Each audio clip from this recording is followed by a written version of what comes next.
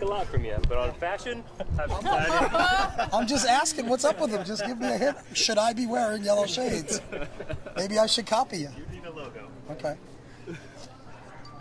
Fire. Speaking of fashion, your new jerseys, new helmet possibilities are out on the internet. Do you have any input into what the jerseys and helmets are going to be like this year? No, our players have all the input. That's a thing that's probably done, I think, like almost either a year to 18 months in advance, that a design team meets with our guys. And I've said it all along that we have the best uniforms in college football because our players design them. So, you know, it's when you ask all kids who's got the best uniforms, we do, but our players are allowed to have input on it. So, you know, it's not what I want to wear. It's they give some great insight, and then when you deal with people like Todd Van Horn and those creative, Tinker Hatfield and the creative people up there, they can take those ideas that our kids have and put it to real good use. So I think, and I don't know the exact day, I think the 22nd on Fan Day or something, they'll have the unveiling of all of them. So, but they look pretty cool. What's a favorite jersey combination that you guys have worn since you've been here? Whatever we went in. So whatever we won. Liquid helmets because we won in the Rose Bowl with them. So. Chip, a couple of weeks ago,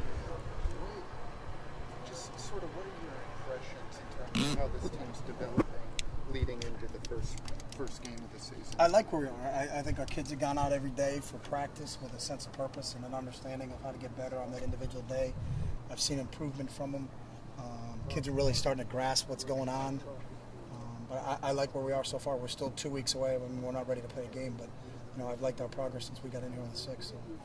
I asked you about insertion last week. Is that done at this point? No, we still every day. There's one or two things that we're touching on, and you want to get in the course of preseason camp your entire offense in, and then when we get to game week for a specific opponent, that's when we kind of pair off and, hey, we're just using this portion of it. We're not going to use everything that's in, but we'd like to touch base on everything we've got in, you know, and it may not be something that we're not going to use till the 5th or 6th game, but we can go back and also have some film to teach off of. So we still got some more things to insert, but the obviously the brunt of it's in. So.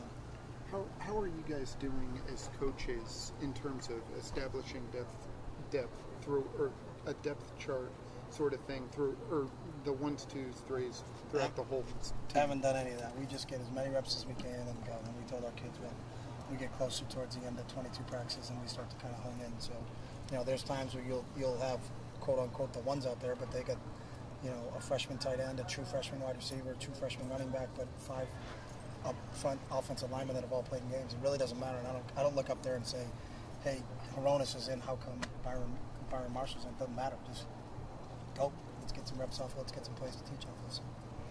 We talk a lot about coaching off the tape, off the film. Yeah. But while you're on the practice field, what are you paying attention to? What are you the same thing. You can coach, but you got to coach real fast. I mean, and if you want to talk to a player, you got to kind of get them out and get a sub in because we don't want to slow it down. It's not efficient to have one kid being talked to by a coach and 21 kids standing around. So you can coach between snaps. Our coaches stand with their players while it's going on. So there's a lot of coaching that goes on the field, but the most of it, you know, it's short, you know, hands, eyes, some quick 1 or 2 word things that try to get your point across. But most of the specific stuff where you can kind of sit down and really detail it occurs in the meeting. And then you used to have the practices, and at the end of the play that the flags would come out, or you'd wave towels or something. How are you guys breaking up the film now so you know? We understand it. We don't have to do that anymore. Our guys know when the whistle blows because everybody's kind of playing to the whistle. So I don't know if they can hear it on the film, but we haven't had to do that any longer. So. You're still operating on the same time frame and sort of, you said announcing a depth chart after 22 practices? Yeah, that hasn't changed. Okay. So.